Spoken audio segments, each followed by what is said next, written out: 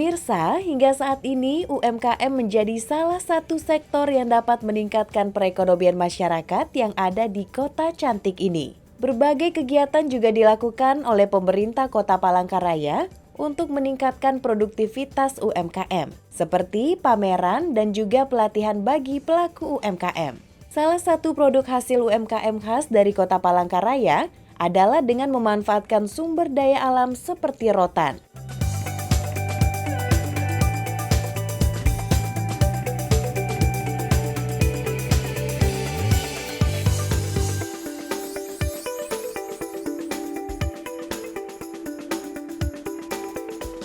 Halo pemirsa, selamat datang di Kota Palangkaraya. Saat ini saya berada di pusat Kota Palangkaraya. Kota Palangkaraya selain sebagai pusat pemerintahan juga memiliki pelaku UMKM yang membantu menyokong geliat perekonomian di Kota Palangkaraya. Nah, kali ini kita akan berkunjung ke salah satu UMKM yang ada di Kota Palangkaraya yang memanfaatkan sumber daya alam di bumi Tambun Bungai, yaitu rotan. Bagaimana proses pembuatan sampai menjadi produk? Ikuti perjalanan saya.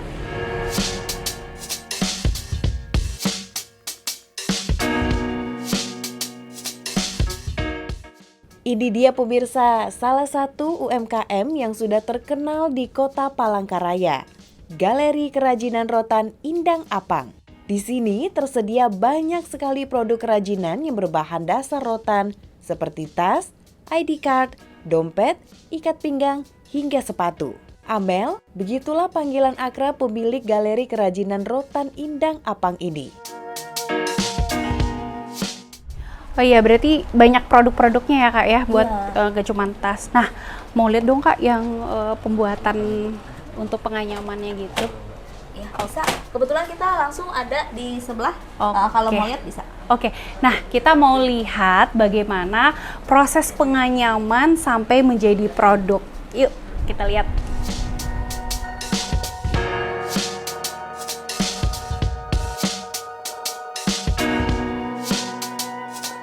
Oke. Oh, ini Mina lagi nganyam. Mina, nih ada Mbak Nopi. Aku titip dia dulu lah. Dia mau belajar katanya. Oke. Nah, Mina lagi bikin apa ini, Mina? Bikin tali tas. Oh, tali tas. Tasnya itu nanti bentuknya yang segi 4 panjang. Yang panjang.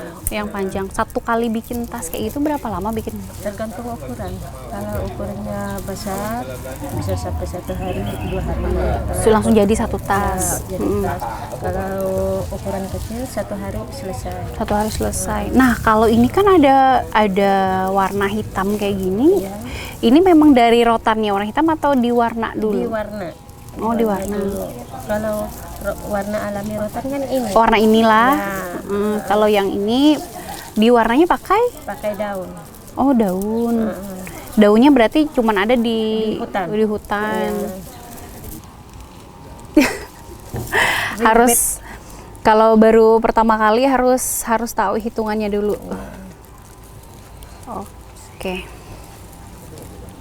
Ternyata tidak segampang yang dilihat untuk bisa belajar untuk menganyam rotan. Perlu ketelitian, kejelian, dan juga hitungannya pas. Oh, ini harus kayak gini lagi.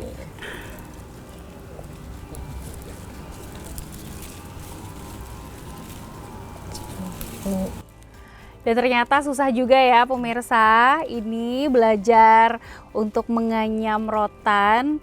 Ini baru untuk tali tas aja. Bagaimana kalau saya menganyam untuk membuat tas seperti Mina yang satu ini. Wow, ini perlu berapa lama ya sampai selesai? Nah, saya belajar dulu ya pemirsa sampai tali tasnya terbuat dengan sempurna.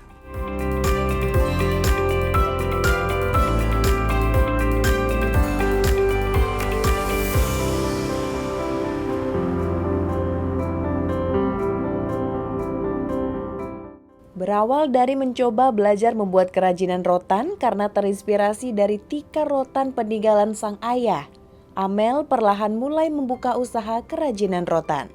Berbagai tantangan tentunya juga dialami oleh Amel dalam berkarya. Namun tantangan tersebut tidak menyurutkan semangat Amel. Ia terus berusaha mencari cara agar usaha kerajinannya tetap berlanjut dan berkembang.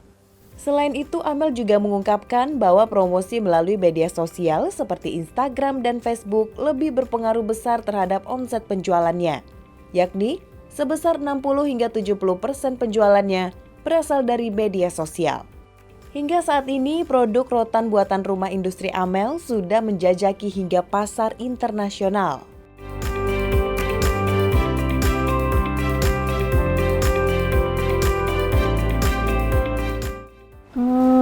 Tantangannya sumber rotannya sih yang paling pertama. Karena kita kan semakin kesini kualitas rotan perlu kita tingkatkan. Jadi akhirnya kita keterbatasan dari sumber bahan baku rotannya. Cuman sekarang karena kita sudah mulai kasih edukasi buat teman-teman yang menganyam, akhirnya kualitas rotan juga sudah semakin meningkat dan pasokannya udah mulai stabil. Hanya saja yang sekarang semakin naik itu adalah permintaan dari konsumen. Jadi kita kebut-kebutan nih sama pasokan bahan baku.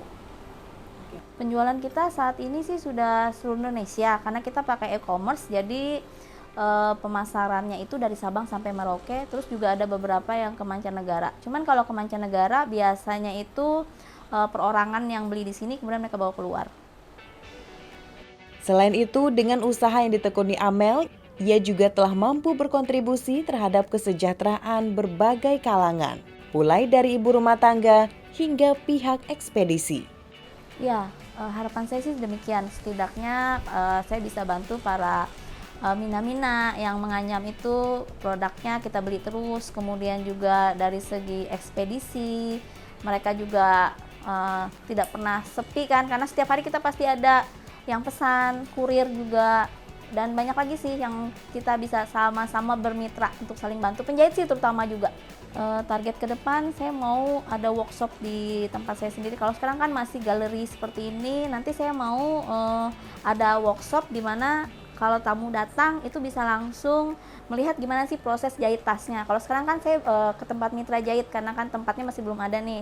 Nanti setelah ada workshop, di situ menganyam, di situ menjahit, di situ juga kita bisa edukasi, ini loh rotan yang bagus, ini loh rotan yang punya kualitas dan punya nilai jual. Dengan kerja keras dan kemampuan melihat peluang yang ada, Amel optimis usahanya ke depan akan lebih baik dan semakin dikenal.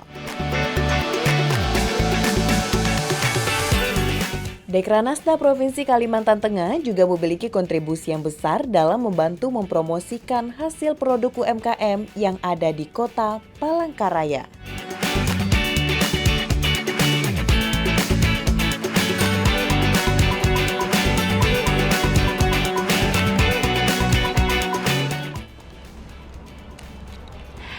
Nah pemirsa, ternyata tidak hanya dipromosikan melalui media sosial saja, tetapi produk-produk UMKM ini juga dipromosikan di Dekranasda. Ini salah satu bentuk perhatian dari pemerintah daerah untuk membantu mempromosikan dan juga mengembangkan produk-produk UMKM yang ada di Kota Palangkaraya, Provinsi Kalimantan Tengah. Semangat terus untuk seluruh pelaku UMKM yang ada di Kota Palangkaraya, Provinsi Kalimantan Tengah untuk terus berkarya. Tunggu perjalanan kita selanjutnya.